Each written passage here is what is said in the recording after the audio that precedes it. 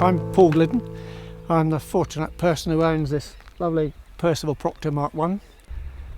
I bought this airplane about 15 years ago now as a restoration project, and it took us 8 years to return it to flying condition with Brian Turner and his son Damien at Latrobe Valley Airframes and Welding in Traralgon.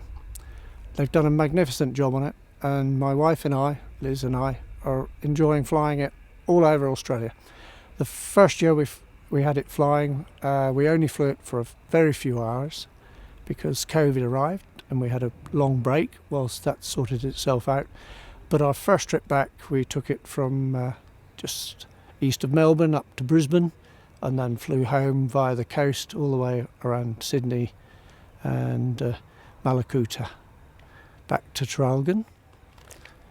We then made a couple of shorter journeys up and around the Murray River Basin just to ensure that everything was right, so that when we came back on our second adventure, we took it across to Perth in Western Australia, basically along the coast going over to the west and then back along the railway line to Forest and up to Broken Hill before returning to Traralgon.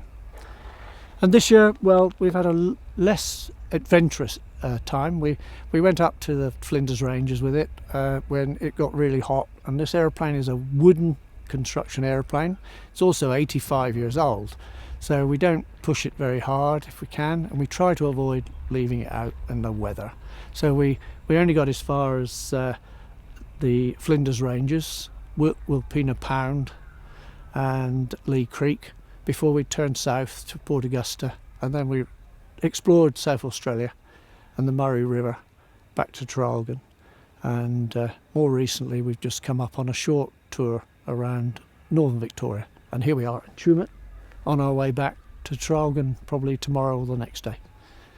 The airplane was built in it started construction in 1939, it was completed early in 1940. It was built in Luton in the UK, but it's an airplane that has a real Australian connection in that it was designed by a man called Edgar Percival, who was born in Albury, Wodonga. So we try and remind everyone when they ask about it that it's got a real proper Australian connection. It served throughout the war with the Royal Air Force in the UK. It flew with a number of different parts of the Air Force, but one of the significant operations it had was with the Air Transport Auxiliary, which was a joint male-female group of pilots, non-combative pilots, but private civilians who ferried aircraft all over the United Kingdom during the war. So I'm pleased and proud that it was part of that, because it's made a significant contribution to the war effort in the UK. After the war, it was sold back to Percival's, who converted it for civilian use, and it flew for over 10 years in the UK for various air taxi companies and private owners before it was purchased by two quite young men at the time who just learnt to fly. Neither of them had more than 100 hours flying, but they were determined to come to Australia to make a new life for themselves. And they set out in this aeroplane, and after a number of adventures, they pitched up in Australia just over a month later, having done 100 hours flying. It was an amazing trip for them, because with so little experience, the aeroplane had no radio, none of the modern navigation aids that we enjoy today, but they made it. And one of them went on to New Zealand, back to his home to be a dentist. And Bill Reeks, who I'm amazed to say is still alive at the age of 102, stayed in Australia for only a short time, because he then, due to family circumstances, had to return to the UK. But he is still very bright and very capable, and we keep him up to date with all the trips that we make, send him photographs of various places we're at, and I'm hoping that will certainly get him some film perhaps of the aeroplane, and we'll certainly send him some pictures. Okay, for those of you that are interested in the more technical aspects of the airplane, this is a completely wooden structure.